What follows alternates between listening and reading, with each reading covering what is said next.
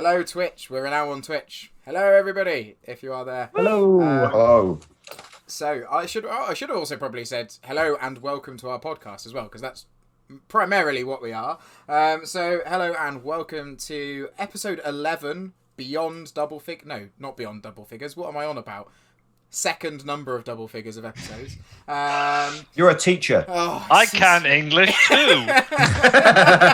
It's been You've run out of fingers. That's it. It's math, isn't it? yeah, 10, 11. 10 and 1. Yeah, 10 and 1. Yeah, so... From the southwest, you can keep counting for another couple of episodes. On one hand. Yeah. So, no, awesome stuff, folks. I'm really enjoying this. And, yeah, we get to find out a little bit more of what's going on in the world of Ori. If you're with us on Twitch, thank you very much for joining us on what is our first sort of Twitch stream beyond our little test that we did last week. So we hope you enjoy the show. So first off, just a little bit of introductions for those of you who haven't seen us before. I'm DM JGR or John. Around me over this side, am I pointing the right direction? I think I am. We have Lee with who plays Tink. Hello. We then have Adam who plays Galen. Hi. We have Jay who plays Gillis. Shalom. We have Rob who plays Mac. Hey. And we also have Ollie who plays Tan. Yeah. So, few thank yous. First off, thank you very much to Green Ronin for writing an awesome system that we are very much thoroughly enjoying playing at the moment. Fantasy Age system. And if you're interested in any of their things, there is a little discount code in our bios on all our socials that you can go and use to get 15% off your order at their store. So go check that out.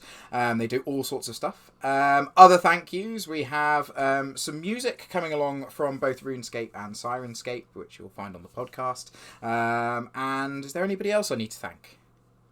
Oh, me, John. Us. I'd like a All of you for putting up with me as your DM, I'm sure. So, I think without further... And our viewers. Yes, and our viewers for putting up with us. What about the wonderful hosts of the Average Gamers podcast? They're always talking about you, John. They are. Do you know what? I've listened to a couple of your episodes, and I am enjoying the number of name Hang drops on. we're getting. Only so... a couple? No, a few Wow. more than a couple. A few more than a couple. I've got 32 of them. now. You have got 32. Very much so. No, I'm very much enjoying listening to that. So yes, we've got Adam and Lee who do the Average Gamers podcast, and Jay does it a bit as well over here. Good save. So it's all right. I can't remember. He's not edited out. No. I've not been redacted into a puddle. Yeah. So no, I think without further ado, that is everything that we have gotten. I think it's probably time to fling up the intro and get going with this story. Yes. Okay, Yeah. right. Without further ado, let us go to the world of Uri.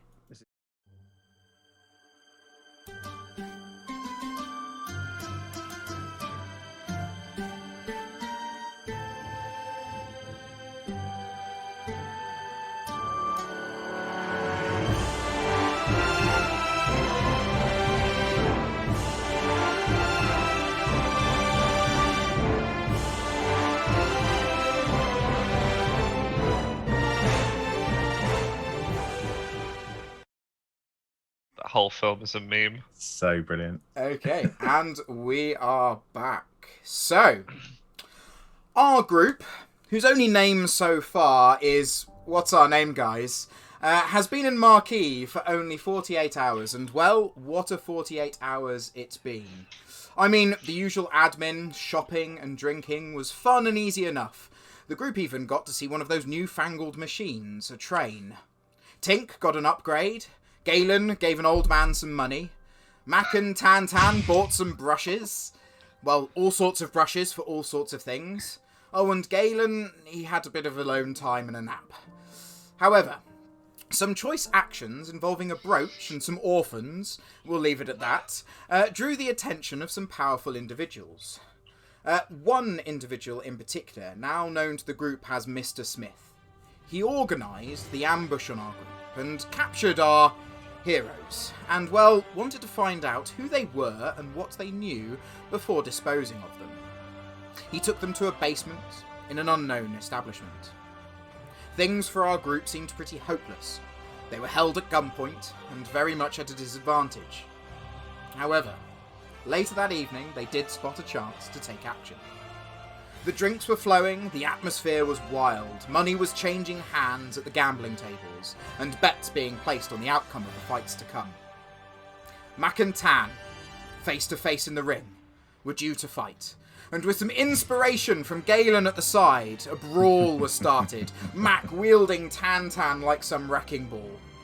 A bloody fight ensued, many a crotch were brutally vaporised, and once more... Forgot about that. Our group seemed to survive by the skin of their teeth. This time, with a little help too. A new individual appeared, and one who seemed to want no witnesses.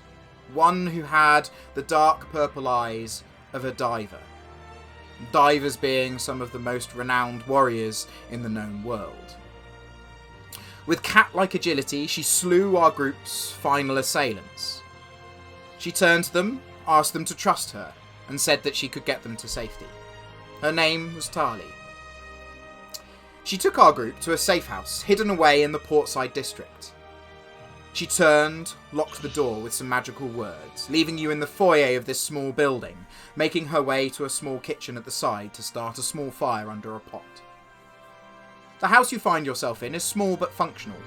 It's a simple wooden house with large wooden beams. There's a mix of smoke and incense lingering in the air. The room you're in has just about enough space to fit you all. It's an open plan and linked to the kitchen off to your right. You see a staircase at the back. It leads upstairs, and also a door that sort of maybe leads to some kind of basement. The room has a couple of simple chairs and a table in the corner. There's also a couple of tatty rugs on the floor. On the table sits a cup and a plate with some leftovers on, and beside it some paper with quill resting on its top, held in place by some strange black paperweight. It looks like a pebble that shimmers in the dimly lit room, waves of dark colour ebbing through its structure. You hear a pan clatter to the side and see Tali catching a cup before it hits the floor. "Oh, whoops," she says. You notice that she has dropped her hood. She turns around with a small tray of clay cups, walking over to you all. The cups shimmer with a strange green glow, and you feel like you can see a pale green haze rising from the fluid held within. Please, take one. It's a herbal remedy from my home in the plains, in the north of the Empire. It will rejuvenate you and give you a good rest when you sleep tonight. You must have many questions. I too have some for you. But don't worry, I won't shoot you like Mr. Smith did. So, let me begin. Who are you? I am King Mac. Hello. Very well, King Mac. It is nice to meet you. Who are you king of? Mostly myself, but I have recently lost my crown, which is unfortunate. We got Jeremy with us. Yep. Yep. Yeah, we picked up Jeremy the sheep is with you. Oh God! I don't know what's About going walk on back with out. Jeremy.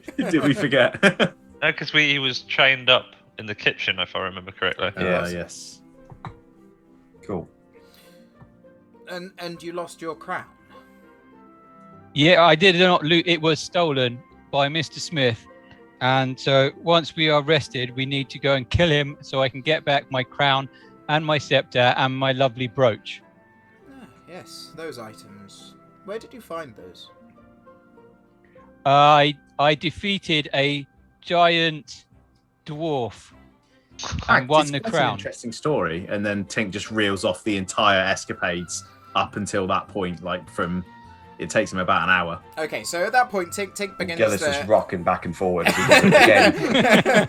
So you spend a bit of time, it's sort of late in the evening, but you're sort of regaling your story for a little while, and Tink is very much engaged. Is there anything anybody would like to do whilst Tink regales the whole story to Tali? You see, it said where river meets rock, and of course, it meant that behind the veil meant the waterfall. I'm going to turn to Gillis and be like, if it's a giant dwarf, does that just mean it's a normal-sized person? Gillis rolls his eyes sort of sardonically and is like, "Yes, Tan. That's exactly what happened. Interesting. Although it was hench like a dwarf and had the beard and no, it's just a normal person, Tan. Oh, okay. I'm going to look for something to eat because Gillis is starving. Is anyone hurt? Mac is very hurt still. Okay, So I like the way you said we were held at gunpoint, John, but I remember getting shot. you get shot. You got shot. I think everyone got Everyone shot. got Yeah, shot. we did. Everybody stopped getting shot. The guns were definitely used. So as you sort of look around the room for some food, there is this cup on this sort of steaming cup, sort of just next to the table that Tali brought over for you all. That's got the green sort of hazy liquid. There are some leftovers on her plate as well. You sort of notice there's like a little bit of chicken left on a some sort of bone on the table as well. Can I use my sort of focus in natural law to try and work out what's in the cups? Yeah, go for it. Oh, I've got physical dice. I thought you were going to say what kind of animal was on her plate. This is why I don't have physical dice, guys. Oh, here we go. Oh my god. Yeah, you don't get physical dice, Jane. I've dropped it again. 2 3s, 5 on the stunt dice. So that's 12. Okay. So no, it's 11. Plus, what's your 11, but then my focus is, was it off int? Or... Yeah, it's off int. int? Yeah. So int is 2 with a focus. So Another 15. 2. 15. Yeah. Okay. So whilst you're not familiar with all of the ingredients in it, you sort of get some of the herbs that you know that are sort of healing, rejuvenating. You do also notice that there's sort of you pick up the smell of a herb that you know is associated with like good sleep. Not like a tranquilizer, but something that like chamomile that is sort of like supposed to help. Japonica. Yeah. So whilst Gillis is like poking its fingers around and kind of sniffing this drink, I'm nothing in there's just going to going to make me drink cake my it. pants. Gay's going to drink it. Okay, fantastic. He's So, just going to drink it. okay, fantastic. I would like you to make a Constitution save, please. Oh, this bodes well. Oh yeah, good. So is it 3 dice? Yep. So Constitution focused drinking. So 3d6. Okay. 14. 14. Okay, fantastic. So you start to drink this, and it's got a bit of a funny taste, like a bit of a really strong herbal peppery taste. But as soon as you sort of drink it, it sort of goes down into your gullet and it's warming. And then almost as soon as it sort of touches your internals, it's like some sort of magic wave just flies out through your body. I'd like you to roll 2d6, please. Power vomit. He's vomiting rainbows. 7. You regain 7 health points. Roll a d3 for which leg the shit runs down. God. Was it nice, Galen? Yeah, it wasn't too bad actually. Tink, are you going to need yours? Tink has already dipped his finger in, and it is basically drained. Like Okay. after seeing. So I would like you to make a Constitution drinking roll, please. You missed I don't out have a drinking, quality yeah. Crichton roidal attachment there. 5, 6, It's like only 8. 8. Okay, so as you sort of start to sort of drink it, like it sort of like it goes into your arm and like it hurts. It really hurts. Like it gives you like pain. And it's almost like when you start sort of bringing it up, there's a moment where like the straw that you're bringing it through sort of like sputters and go as you sort of do it. And you're sort of dazed for a few moments. And so you're regaling this story and you sort of start drinking this bit. And you sort of stop and don't say anything for a moment. Tali just sort of like looks, and everybody else who's like observing this just sees sort of her smile and chuckle. And then a few moments pass and you manage to drink it. Roll at 1d6. 1d6. Okay. It comes a 1. It's a 2. hey, You get 2 health points. Twice as good as you thought it'd be. Anyone wants to do yeah, I'll anything? do this. I'll do Okay, the same. So yeah, roll Yeah, just get it down. Yeah, roll a drinking test, and yeah, if you want to do it, roll a drinking test. 14 14. with 6 stunt 9, points. 11. I'm down in this one. Yeah. Nice. You're like, how do you down it? Like, with all the stunt actions you've got there, like, you're sort of like standing on one foot as you sort of like. No, I think Throws it in the perhaps Mac will give it an exploratory sniff. Yeah. Sniff a bit too hard. Just Snort. So like as it passes down through your nose, like you get the same sensation, but it like hits you through your head. Roll 3d6. Nice. Yeah, I got 11 total for my 11 drinking test. total. Okay. So I got 12. 12 and 11. Okay, 2d6 for you two. That's the only one he failed. Got 6. You're not supposed to Six. drink On the things, though, numbers Tim. average. 6 No, health true. points. It's a sampling tube that he used more than an stomach. 6 Ingestion points. I'm 1 off full. Nice. Good. Okay. So as sort of time passes on, Tink's still telling his story of everything the group has done. Does anybody want to do anything else, or do you just want to listen to the story? Is anyone else still really low on hit points? Yes. I wouldn't mind. Can I assume that Tink is resting up post encounter as he's regaling this story? So two? you can all do if you want to, you can all do a short breather. Yep. Okay. Yes, please. If you would like to. I'll do that. also cast Healing Touch Okay. on Mac, and I will get to use my new specialization. Ooh. Ooh. So what is your new specialization? I Third went. wandering eye. Considering how the last fight went, I decided to go for Miracle Worker.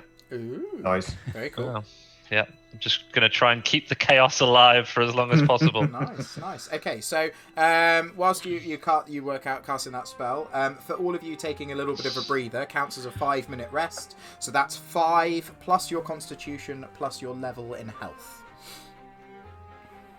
I'll take full off that. Fully healed. I'll take that.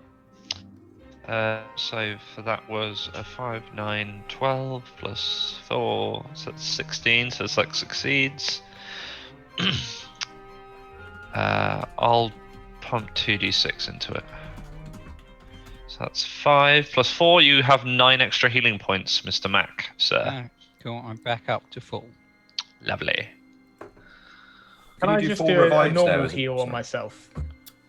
Yeah. Can you touch yourself? Is that what you're asking? Yeah. Not in public. Gaming. So, Come on. so what are you using to heal yourself? Priest. And Your hands. There we go. We Hey, have there a we message, go. There it is. a message in chat. I love the layout of this. Yes. Bear with us while we fix it. Hey, we're back. Right. Anyway, sorry about that, folks. Carrying on. So that was it. Galen was touching himself. Back to it. You were casting heal. Did you do well on your heal? yes, I did. I got 12 hit points back. Okay, Oh, fantastic. yeah. Okay. The one time he starts a fire is through friction. So after a little bit of time, so Tali sort of patiently listens to everything that Tink has to say, and it sort of actually it seems to really calm her, and she sort of like seems really very much interested in what you have to say, and she sort of looks at you and goes, "So, I have a feeling I know why that man was after you. The Mr. Smith. Is he jealous of me? Chopper. So, I must admit, I noticed your arrival in the city myself. I mean, it wasn't hard to miss. The crown, the staff, the brushes at night as you ran past my house. Yeah, I think he was after those items, and certainly from where you tell me you got them from. I shall have to ponder this. I have one further question. Have you seen any others of my kind? What is your kind? Yeah, Tink looks puzzled. Don't think so. Okay. Girls. So she looks at you all. There were girls in the tavern. She looks at you all and goes, "You do not know who I am or what I am? Yeah. I'm a diver. These dark purple eyes that you see, they are our mark. I would have thought that you'd know about these, but maybe you don't. We are You're from sort of you're a religious order? some might Enjoy swimming? some might say we are. Well, we enjoy swimming in the shadow, let's say. Holy diver then. You've Yeah. heard of the city of Ero, yes? And for this moment, everybody in the group, you know of the tale of Ero. It is a city in the north of the Empire that is engulfed in shadow. And sort of at this moment that she starts to tell you this, like, it's been a long day, but you all sort of go, oh yeah, no, we do know divers. They're the people who go into that shadow. And they are individuals who are trained to fight with both physically and mentally this sort of region. And what they do is they often bring out artifacts or riches from this area. It's sort of a very strange, magical place. And it's very rare for them to often go out into the world until after they retire, when sometimes they'll go and work for lords and ladies of the land. But they are some of the finest warriors, and I mean, you've seen Tali in action, you know that she can truly handle herself. And she sort of goes on to tell you, says, well, I can see you all know who a diver is, sir. I'm from a clan known as the Shadow Hand.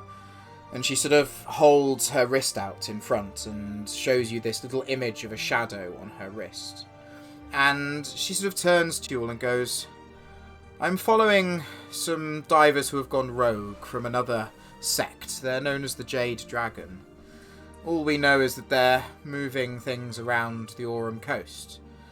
We don't know who they are or where they are or what they're doing, but I had some leads on this fellow that you ended up stumbling across and pissing off yesterday.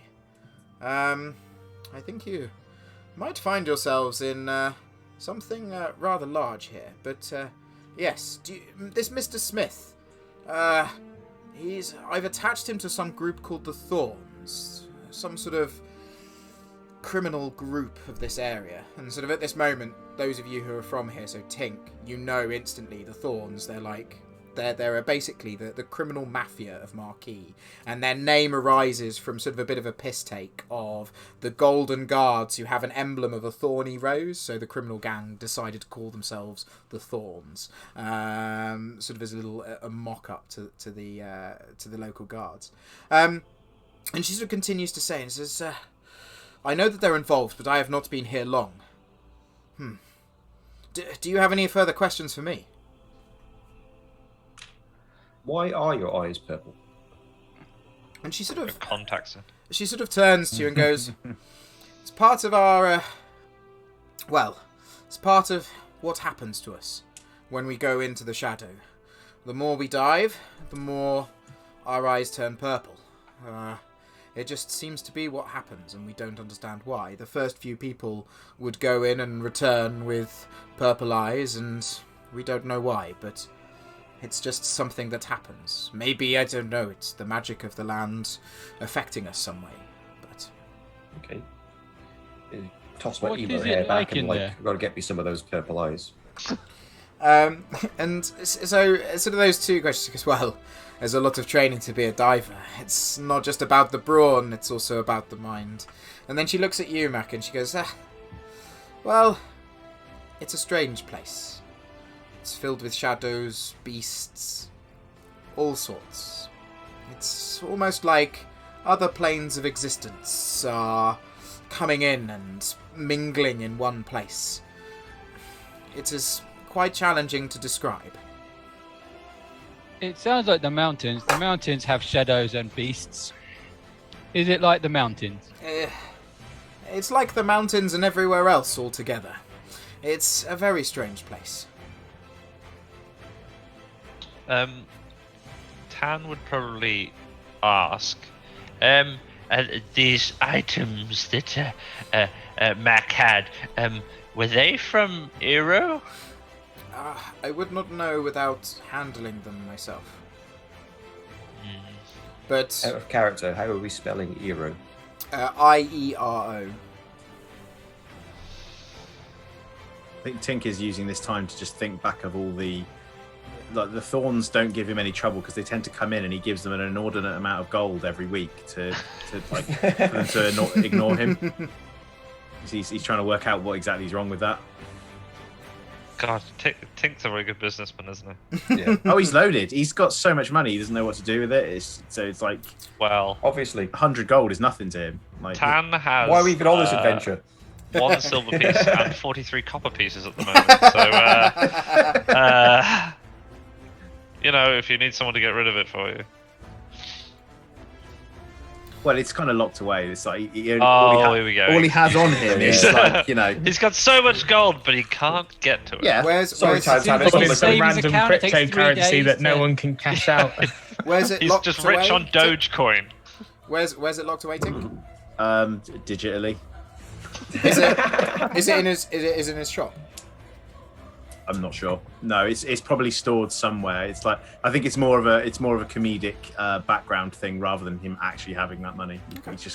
He can just throw money around really when it's funny to Okay. do so. But I will It's be all constrained invested. by how much my character has Okay. for the most part. No. Okay. All right. Fine. Start calling him Jeff from now on. Bezos. Bezos. Yeah. Okay. So after the few more, she sort of turns and goes, "Okay. You seem to have stumbled across this by accident, and you've pissed off the people that I seem to find myself up against. Now, things going on here, I just feel like they're so much bigger. I'm rather concerned about what's going on. Certainly if these items are where I think they're from. I don't think we can do this alone." And she sort of pauses, like she doesn't seem to be quite giving everything away, but she says, "Look, maybe you can help me. I need my friend, my companion, another diver. I haven't heard from them for a while. They headed out east towards the Drakvald forest, towards a city I think called Monte Cresco. His name's Garrick. And, well, if you can find him and follow up his leads and help him and find him and bring him back here, well, let's just say you'll be working alongside the Shadow Hand and have yourself a very, very powerful ally. I noticed that some of your things have gone missing. I have weapons and things that you can take and use, and I can maybe even help you get out of the city safely. Certainly when it gets back to daytime. I mean, would this be something that you can help me with, do you think?" Gillis chimes in with, "You didn't answer my question of where do you think these items came from?"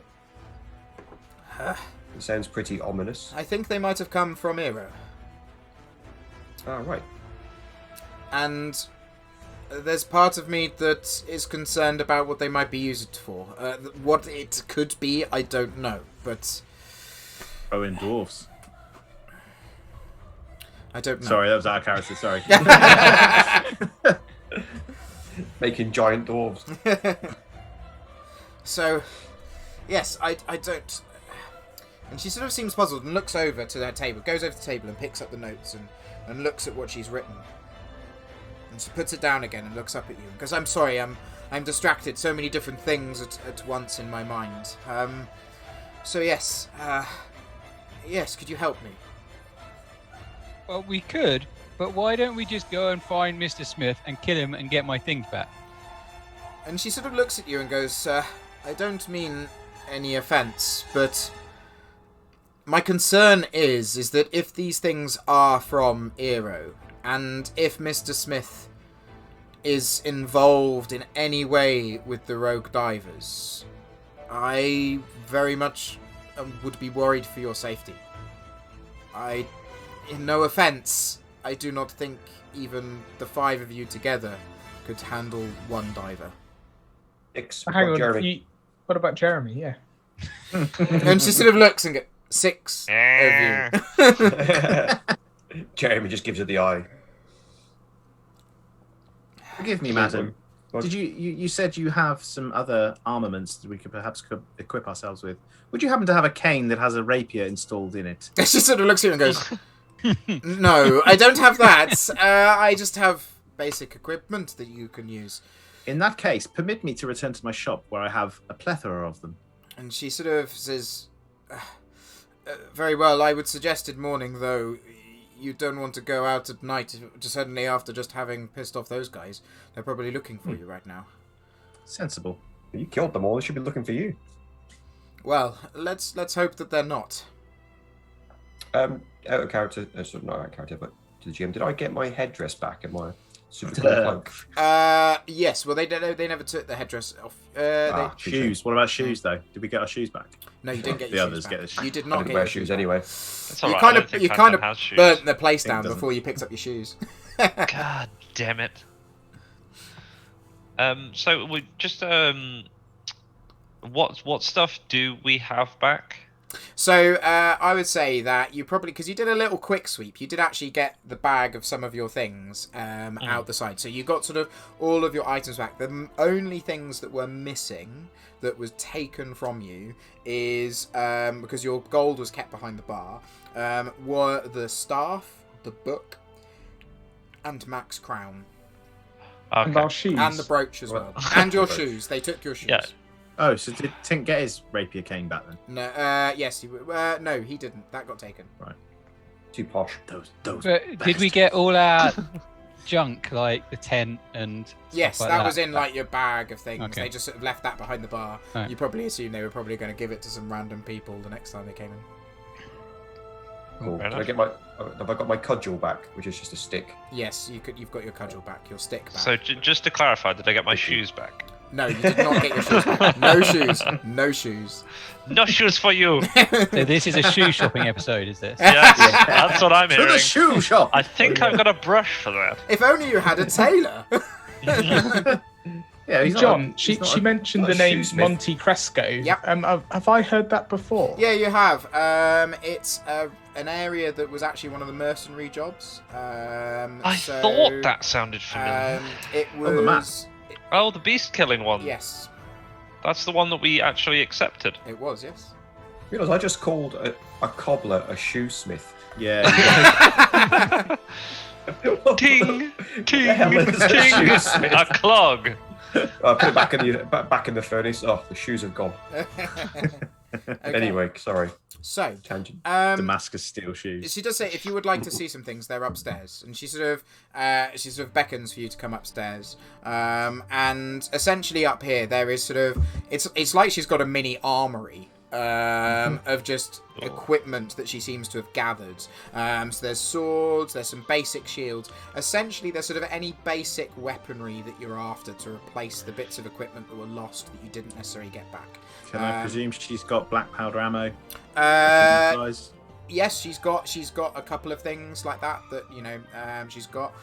There is a little bit over the side that when you sort of start taking an interest in, she goes, no, these are my things. And you notice there's a few vials and such that are sort of there, and she sort of like says, no, these are mine. But she sort of beckons to the rest, where she's got sort of different pieces of equipment. And you also notice around the room, there's also some different clothing and things that she has up there that sort of seems to be tailored for her size. You sort of assume that maybe these are just different looks and disguises that she uses for what she is doing. So, do the black powder weapons here use bullets or balls? Ball. Well, that depends on what black powder weapon you have. Some do use bullets. I have a pistol. So your It was pistol, never specified if it was your flintlock pistol or... uses balls.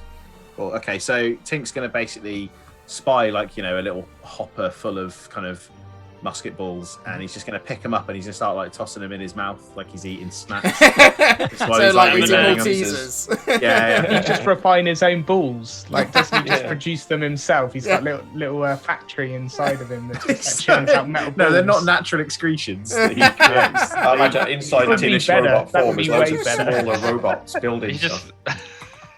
think.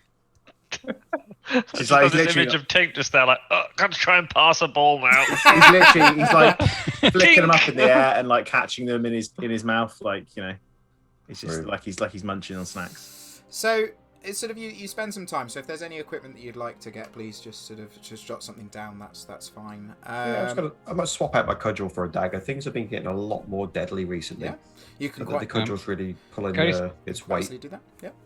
Grab some crossbow bolts. Yeah, you can find some crossbow bolts. I'm gonna grab many a of that? dagger. A 30 dagger, or yeah. something. Yeah, you can find 30 crossbow bolts. I think Tink is a bit too up himself and a bit too snobbish to pick up anything offered to him. He'll wait for his cane back at the shop. Okay. So can I ask?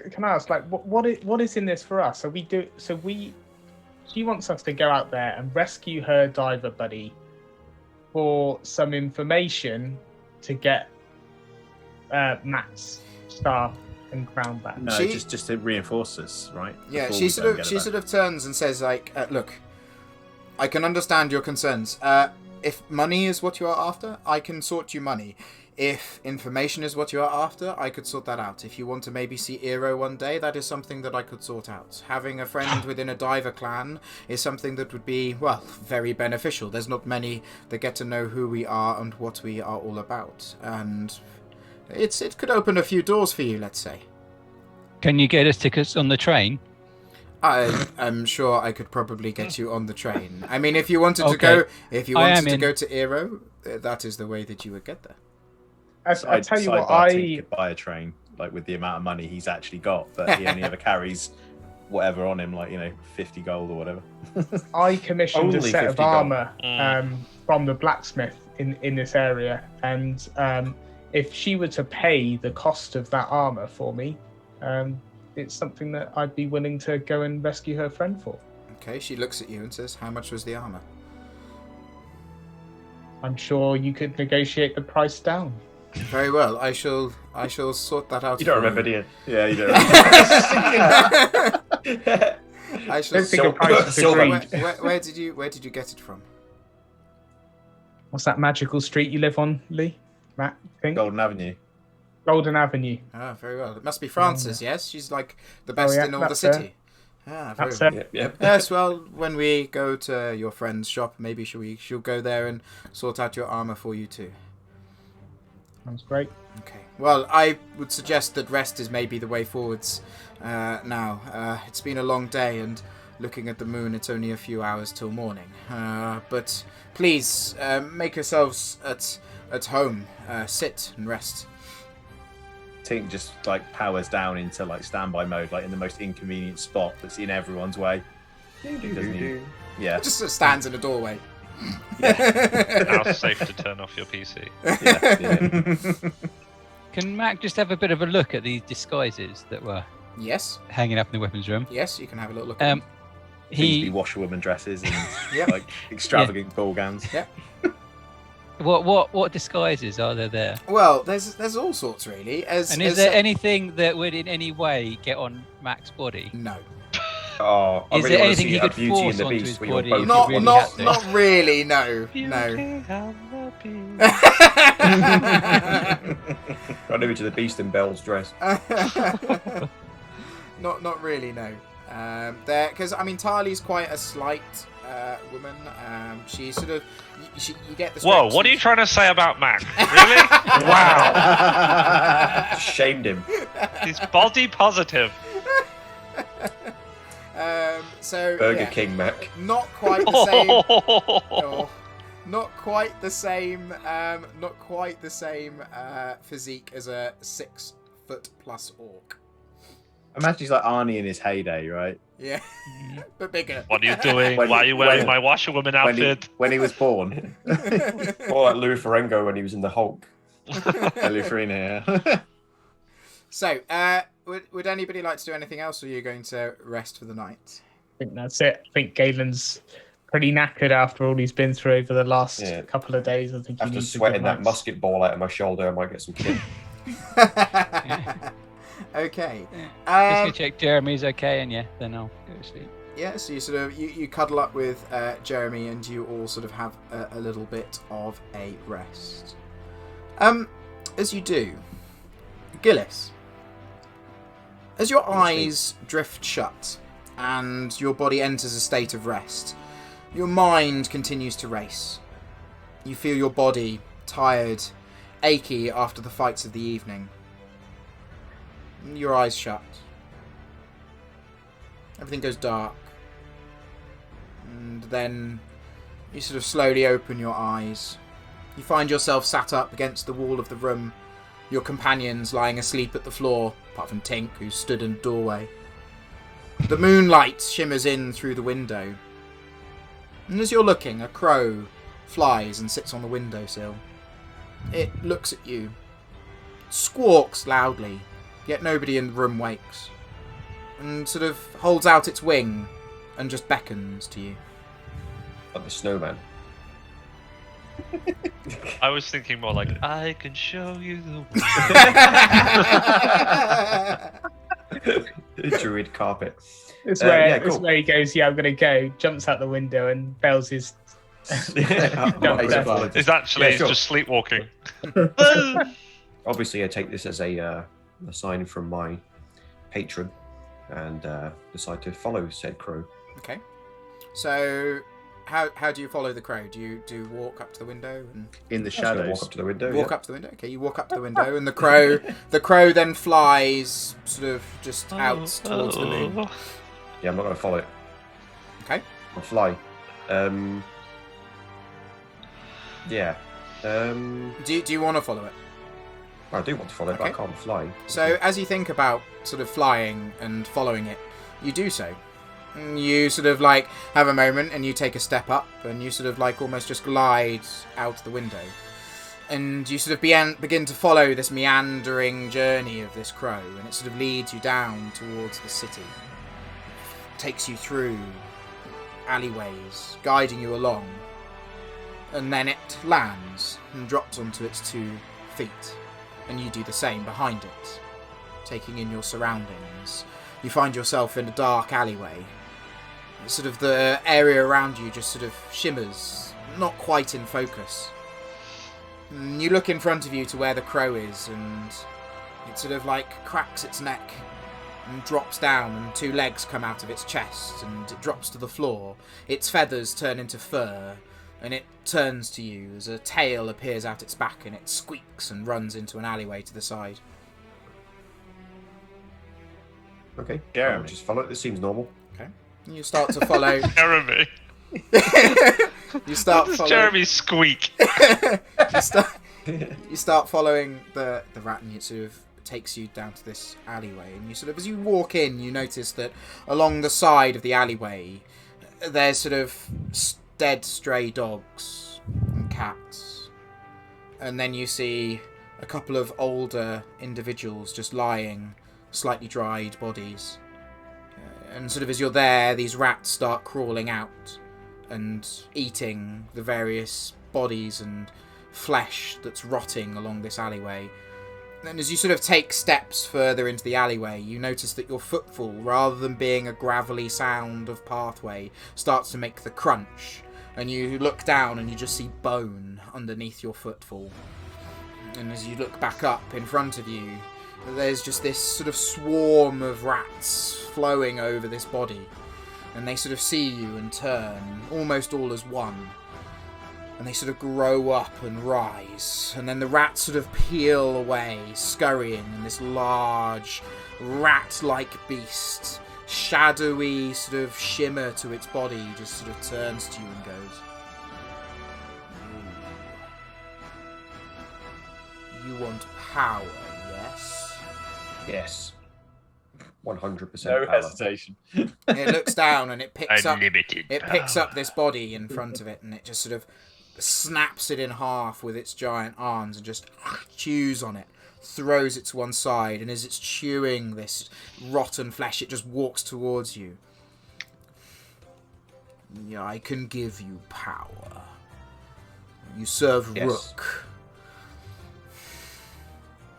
I shall give you power, but you shall owe me a favour. Send it. Devil's bargain. Not even a Looks at second you. hesitation. And just, that was easy. And sort of snaps its neck. You wake And up waves its hand towards the floor. And the rats that were once swarming its body sort of envelop it once more, sort of disappearing down into a small mound, and then they rush at you, envelop you in darkness, and then you wake up. And the sun is starting to rise through the window, and you see your companions on the floor around you, snoring, a couple of them. You hear a small sheep bleating in the background, the cool breeze coming in through the window, and you swear at the moment that you sort of blink and sort of open your eyes that you see a crow just fly off into the distance. Amazing. That's like the best Cradle of Filth video ever.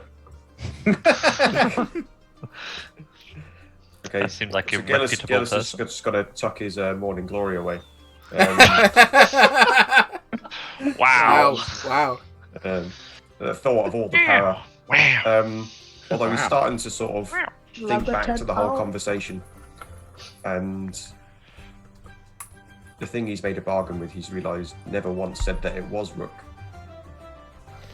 Surely Rook's a crow, not a big. I mean, obviously, I'm speaking out of character here, but like, Well, if you like, Come on, Jay. well, if you like, Jay, if you'd like, so for the listeners, but also, I mean, the characters don't necessarily know this, but if you want to give a bit of just very brief, like, iconography about Rook. Yeah, so Rook is sort of the great carrion eater. So depending on where you are in the world, depends on what form he would take. So if you're down in the jungles in the south or something, it'd probably be more of like a bloatfly or maggot of some sort. In the cities, rats are more prevalent in the sort of... So there wasn't really a druid class that I could find initially, so I've gone as a mage / druid and picked more druidic powers. So I would be more of a forest druid. So the crow is the obvious carrion eater in that area, probably. There you go. They want to do like a fox or something. So yeah, depending on where you go, depends on what it is. They take their power from the dead. Not killing as such, they're not a death cult, but they use the dead to... They plant through certain rites dead bodies in the ground, and as they do their nomadic sort of trips around the forest, by the time they come back to that area, if they've done the spells correctly, there'll be abundant growth. And you So it's sort oh, sorry. It's okay. I was going to say, and you as a group, you've actually experienced him do one of these rituals. If you remember all the way back in the forest when he was searching and using Rook to navigate, he sort of buried a little dead rabbit. that Oh, he found. yeah. I thought he was just being really weird.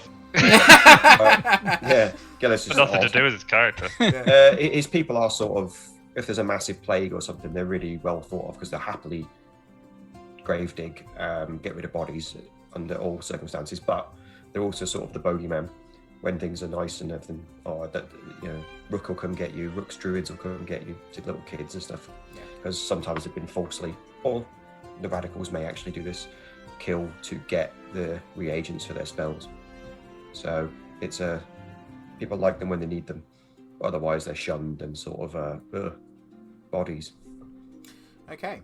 So, yeah, so a little bit of an insight. So, obviously, your characters, you've seen a little bit of that, and of that, your characters would know a little bit about the Briarthorn clans, and sort of you've heard of them, you know of their movements, but they're quite rare to see in most regions.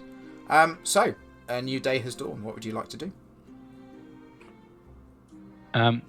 Mac is going to just go over to Tantan and just go, Tantan, you are quite intelligent, aren't you? It depends on which area. Well, I became King Mac because I killed the giant dwarf and took his crown. Yes. But now I was defeated by this Mr. Smith and he took the crown. So am I no longer King Mac? Wow, this is a really... I don't know whether to break his heart or not. Wow. Gee, Rob, why are you picking me out like this? Jeez. If you answer it wrong, he'll just throw you out the window. I mean, I don't think there's a situation where I'm not going to get thrown out the window. He's going to sort of turn to him and, like, he's going to, like, rather solemnly put his, like, gnarled hand up on your shoulder and be like, Mac, sometimes a crown and a scepter don't make a king. Then what does make a king? Normally, he's got like a piece of paper or something that says like he's the king.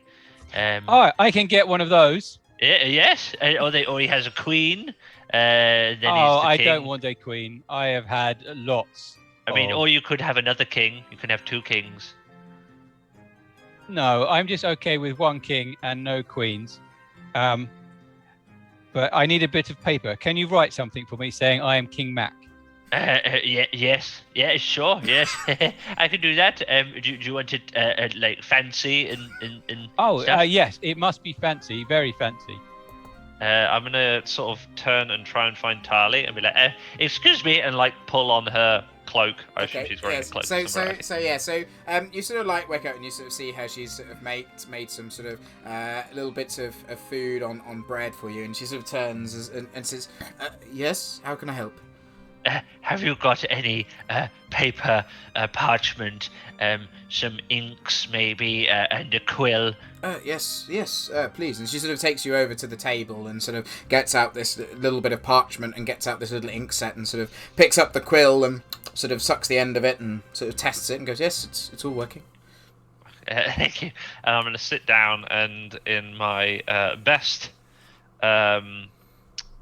script, I'm going to sort of write a writ of kingship. I would like you Mac. to make an intelligence writing check, please. You know what happens if I fail this, John? I'm going out the window. I just imagine this is going to be like a toddler's writing, like the E backwards and stuff, and the S the wrong way round. You forget that Tantan's actually, he's got them wizarding powers, yo. Yeah, but only when he's had his brew, right? He's also Tantan. Yeah, this is true as well. What did you want me to roll? Sorry, John. I would like you to roll a intelligence writing check, please. Just straight intelligence. Yes. So if you, writing is if writing. you have the, broke up a little bit there. Yeah, sorry. If you have the focus of writing, then you sort of get +2 as well. I do not have that, Screams but I a didn't bit roll buffery, terribly. That is a 12. A 12. Okay, it's not too bad an effort. It's very sort of, you've got some floral imagery to it, and it's not like the finest bit of work. It sort of passes as a nice writ of saying, and it just says nice and simply in the middle, I declare that I am King Mac. Okay. Is there any? Can I see anything around, sort of like wax seals wise or anything? There aren't any wax seals as such. There's some wax about, but you can't see a seal anywhere. Okay. I'd like to try and make a symbol for Mac by putting a blob of wax on the bottom of the piece of paper, and then like using the point of my newly found dagger and just sort of like create a pattern around the edge with the dagger. Okay. So it's got like a little mark on it. Yeah, that works nicely. And you sort of like give him this little design on it, and it looks very nice and clear. So yeah, something unique. You've certainly made something unique. I'll fold it into thirds, and I'll sort of like amble my way back over to Mac, who's probably still cuddling with Jeremy. I'll be like, here you go. This should help. Thank you very much. And Mac's going to jump up and give Tantan a big hug. I'm going to recoil in terror because normally when Mac grabs me, it's not for good things. Awesome. Okay. Last time he grabbed you, he used you to explode someone else's crotch. Not quite. I think you're remembering that a bit differently, Jay. From the rest of us. I think I just got used as a bludgeon, but not on anyone's crotch as far as I know. So, played out in my head. Atali sort of looks at you as you sort of gather your things and thoughts and says, so, you want to go to this shop, yes? So, shall we? Yes, I believe we shall. Come on, Jeremy. Aiden's going to just turn to Tink and say, do you think you can sort us out some shoes at your shop? I don't really cater for shoes. However, there is a footwear store along the Golden Avenue which may be able to cater for your needs. Oh, Tink, I've just had a very good idea. Yes, Mac? You know that this lady has lots of other clothes other than the ones she wears, so that I think she can pretend to be someone else. Could you give us clothes that aren't like our clothes? So if these people are looking for us, they can't see us. Well, yes, I could dress you all in the finest of finery. Yeah, this is like, I don't stand out.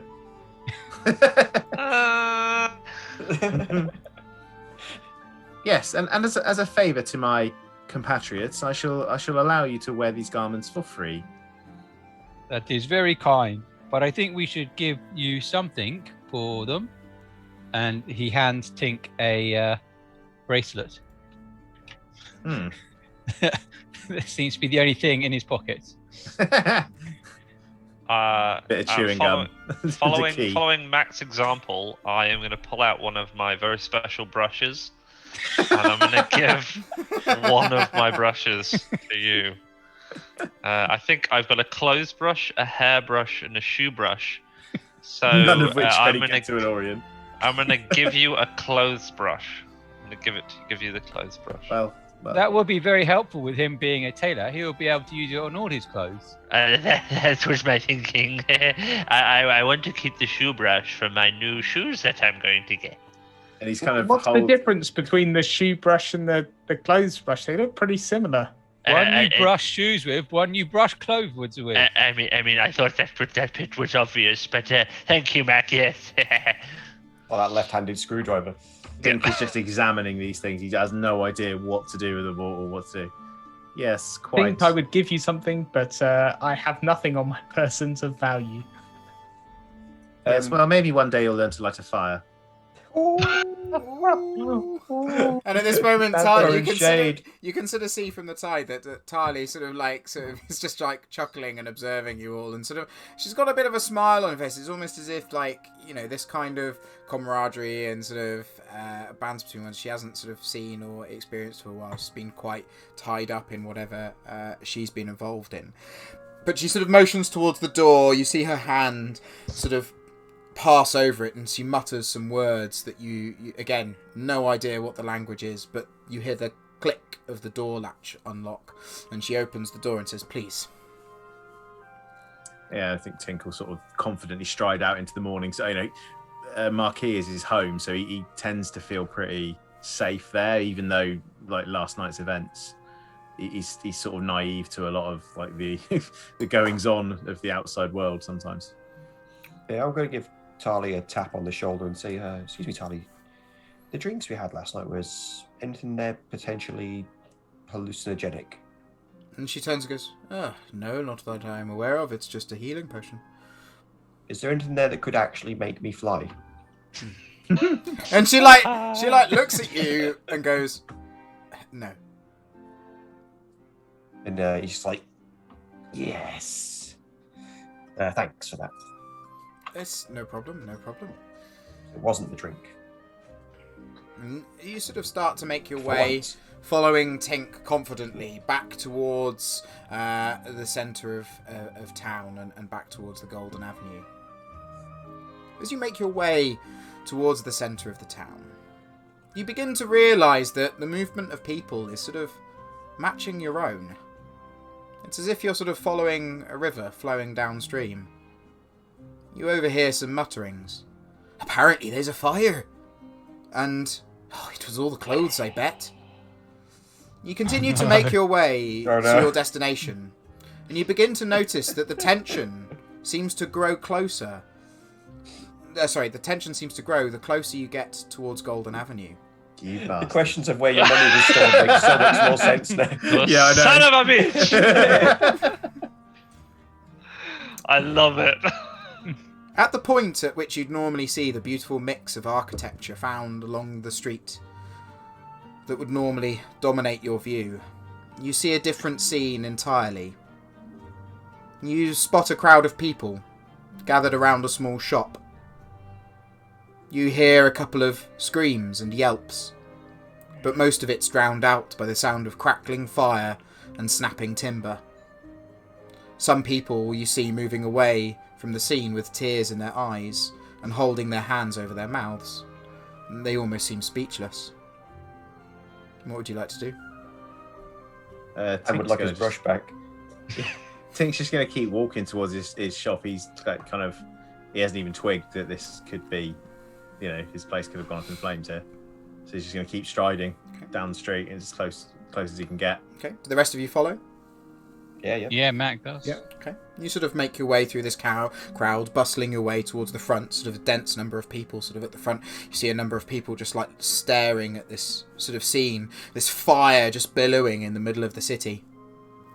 And as you get closer to the source, you see that there's a number of town guards trying to keep the crowd at a safe distance.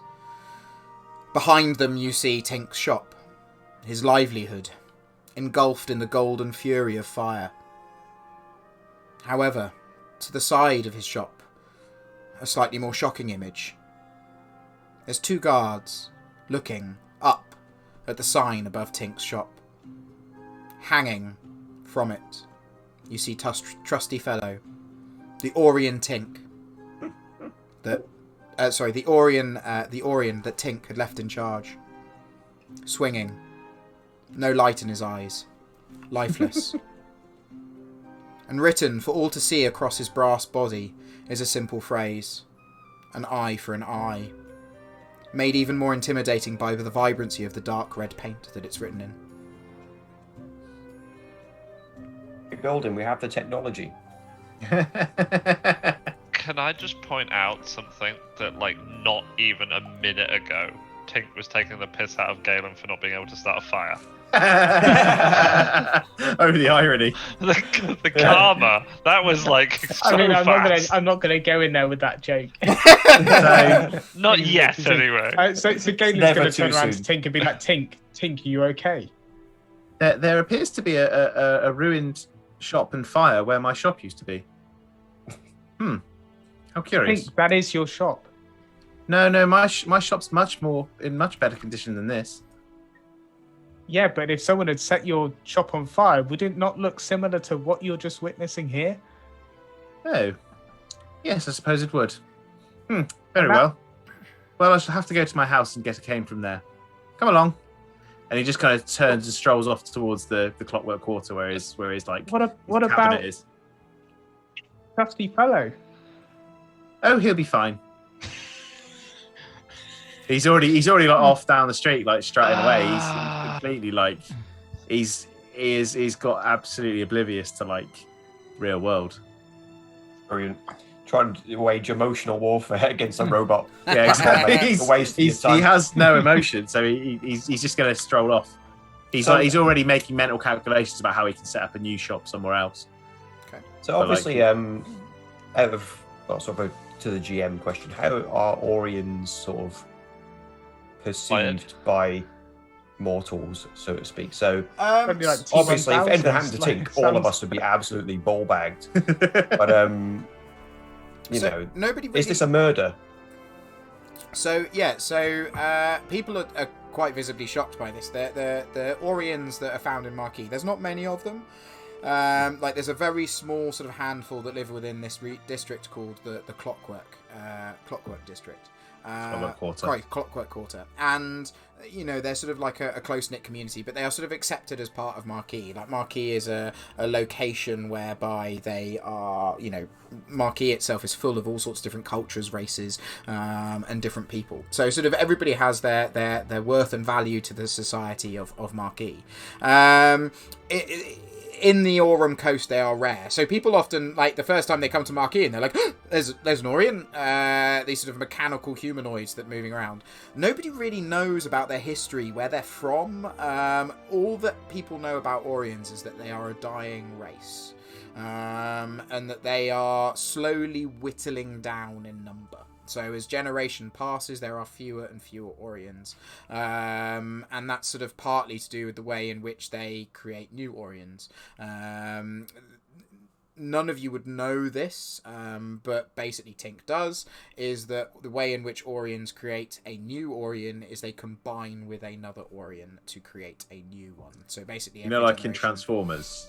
All right. When a mummy Orion and a daddy Orion love each other very much. They transform into a giant one. Transformers, robots in the sky. So they sort of take on attributes of both.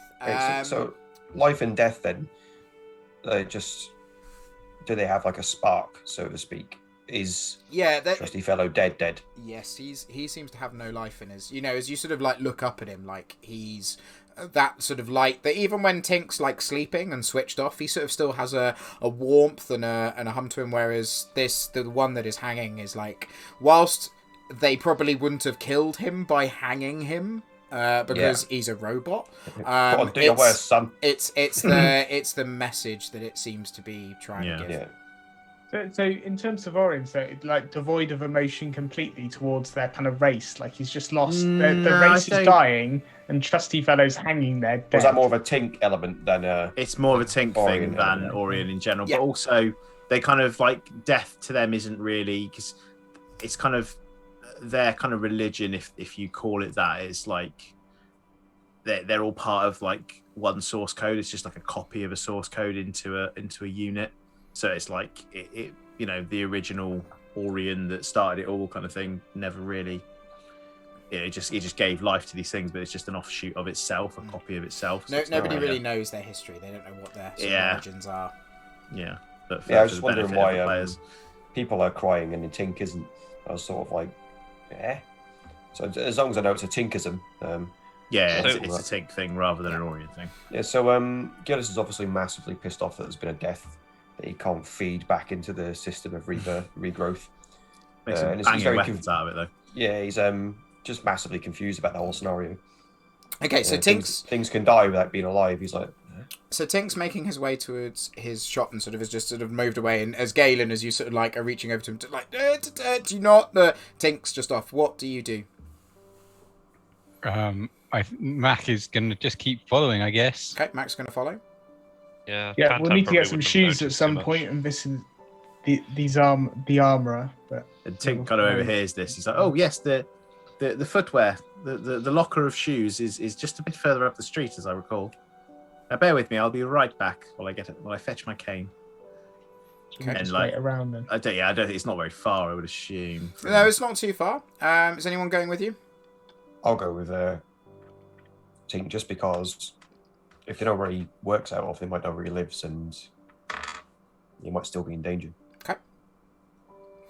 All right. So you go, Tink. The rest of you and Mac, you're going with Tink as well. Yeah. I think Mac probably will follow him. Okay, Mac. He'll just say, "Can you get me some shoes? My size is big, very big." Okay. Big shoes. Galen and Tan, what are you doing? I'll stick around with Mac, I guess. Okay. All right.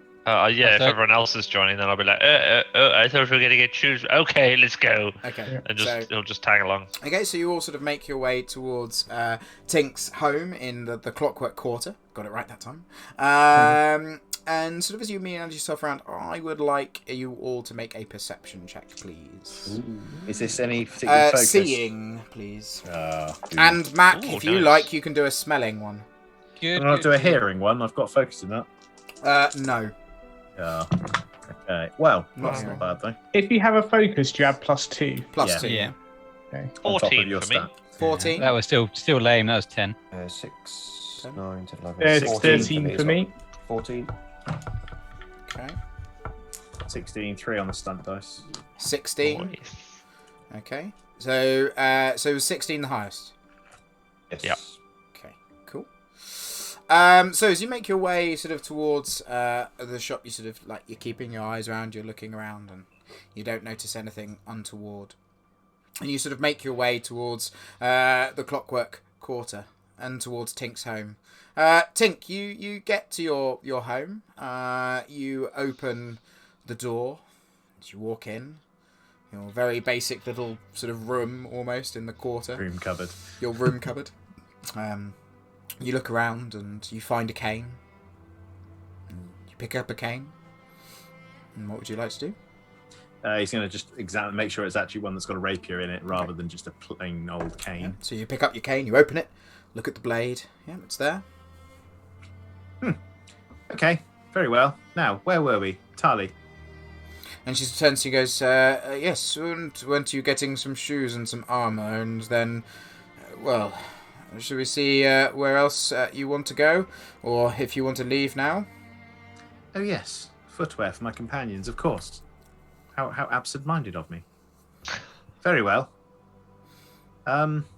And he kind of he accesses his memory banks.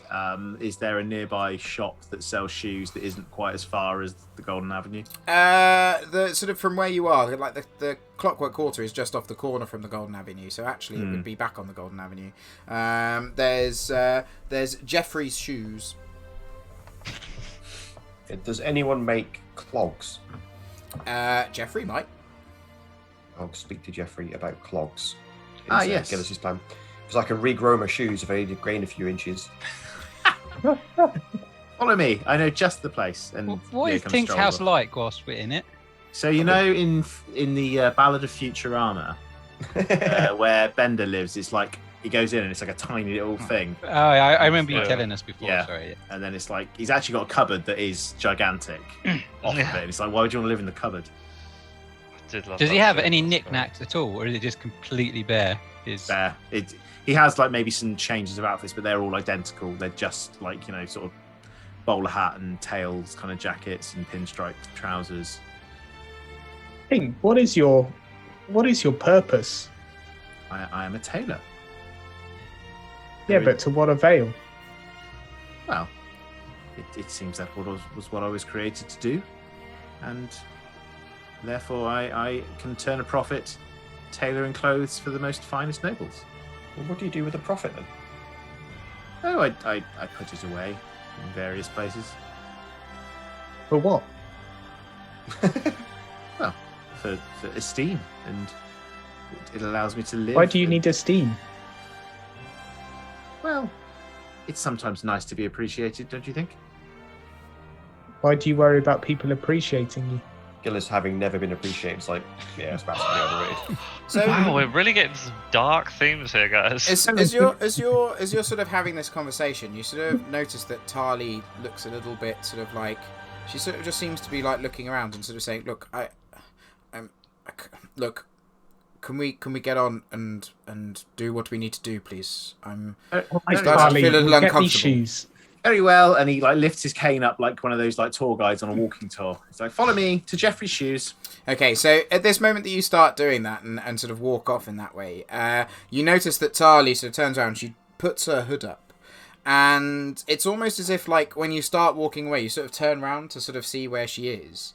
And it's almost like it takes you a moment to realise that she's almost like vanished into the side of the buildings beside you. Like she's sort of just skirted off to the side and is sort of making her presence very, very sparse compared to sort of following your large group around. You also notice at this point that the Clockwork Quarter itself is rather quiet.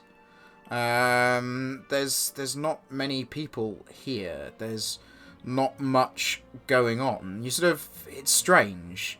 Normally there'd be Orions walking around, there'd be movement, there'd be stuff going on. And as you're walking down the street, taking steps into the gravel, the silence is very eerie. Very, very eerie. And you continue your way round. And It's eerie and Ori. and you make your way round the corner back onto Golden Avenue, and the people start to reappear and move about. You sort of shake the thought from your mind, and as you do so and sort of start to mingle back into the crowd, making your way towards Jeffrey's shoe shop, Tali rejoins you. Sort of shrugs herself, but keeps her hood up.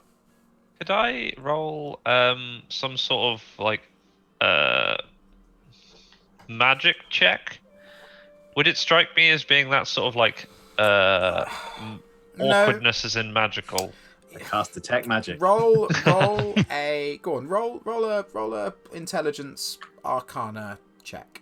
Just go for I it. don't understand how I don't have Arcana intelligence. It's really bugging me. It's part of your amnesia. That bit's gone. It's yeah.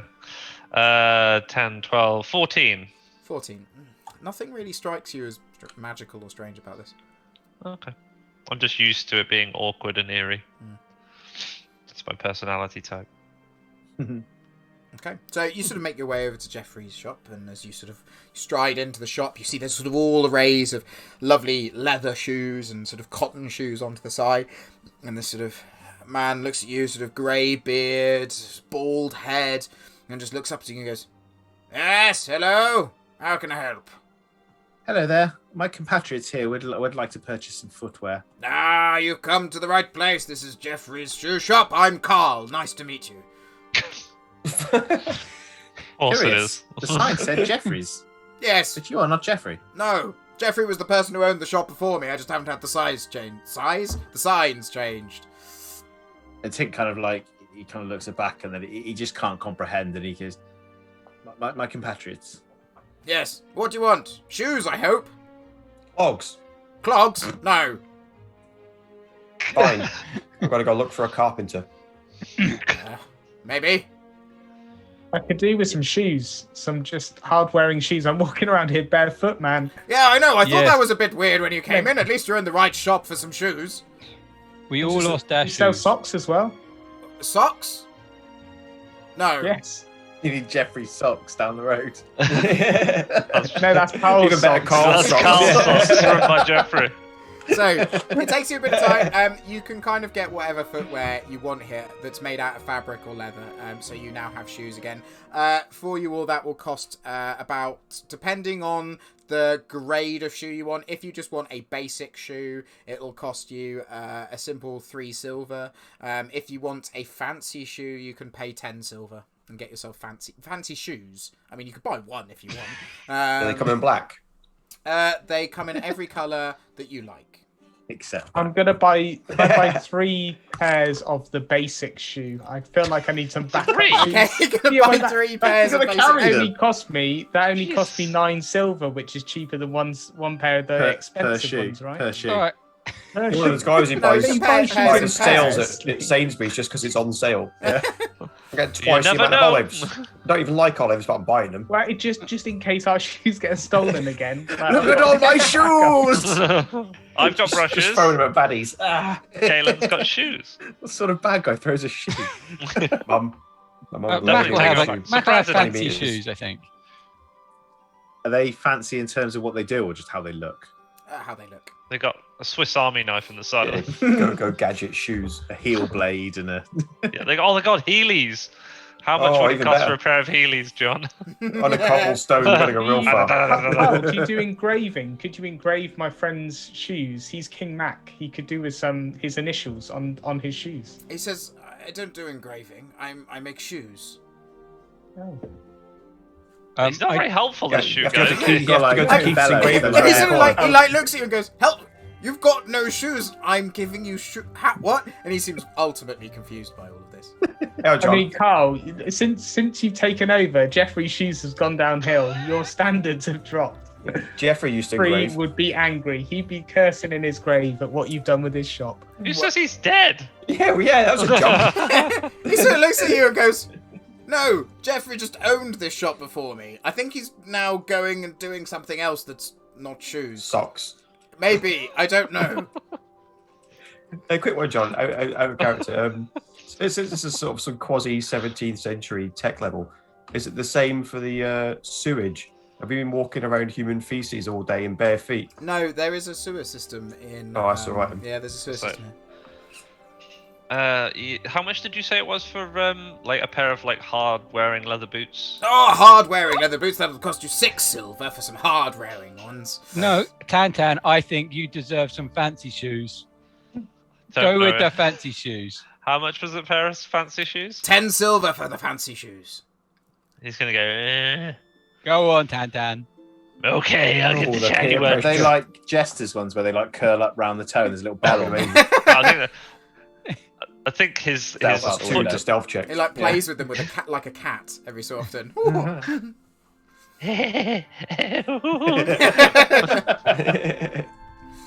Okay, so as you're busy buying these shoes and sort of, Oh, you're dropping job. am I? Hmm. It's alright. Full- It'll you come went- back. It'll come back. So as you're sort of busy buying these shoes, and you sort of turn, you pass over your money. So everybody who's bought shoes, please pass over your money to Yes. Do Carl. we not? Doesn't one person have just a load of gold? Because doesn't all our gold vanish? Oh. Yeah. No. So your gold was behind the bar.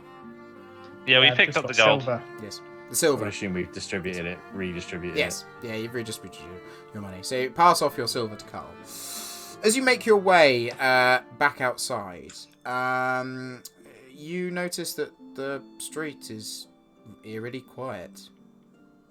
You it. The look. street appears eerily quiet, gentlemen. You look. Isn't Tink's shop just over the road and still on fire? Yes, It's just But- a blaze. Fire. No but crackles. there's nobody there. It's almost as if people have been moved away. you turn and look up and down, and behind you, you just see Tali with her hood up, and she just goes, shit. All right, Mac is loading his No, crossbow. it's fire, Tali. And she sort of turns up and just goes, run. And she sort of turns out and walks into the street. And as she walks into the street, you see another individual on the far side of the street. Hooded, dark black coat, purple rim to his cloak. And he's just there, and you sort of see on his back a large bladed sword. And sort of as his head just raises up ever so slightly and looks in your direction from where he stood, these deep, dark purple eyes just glow out towards you. He pulls out his sword and starts running towards Tali, and that is where we shall stop today for this first part of our stream, and we'll come back and continue this. You make me run in shoes that aren't broken in. It's over. You monster! First you burned down King's house. I know. How very dare you, sir? I'm not broken in these shoes. So I'd rather stand and fight. I don't care what he's got. So imagine trying to sprint away in clogs. So like a horse. So we'll be back momentarily. We'll, if you're following us on Twitch for another episode. However, if you're listening to the podcast, this is where this episode shall wrap up. So thank you very much for listening to this week's podcast, and tune in for the second half, which will be coming out soon. But thank you very much for listening. If you are currently on Twitch, we'll be sticking around to conclude this second part and see where our group goes. So thank you very much for watching / listening, folks. It's been a pleasure, and we'll catch you in a few minutes for this part 2. See you in a bit. Thanks, guys. Bye. Cheers. Bye.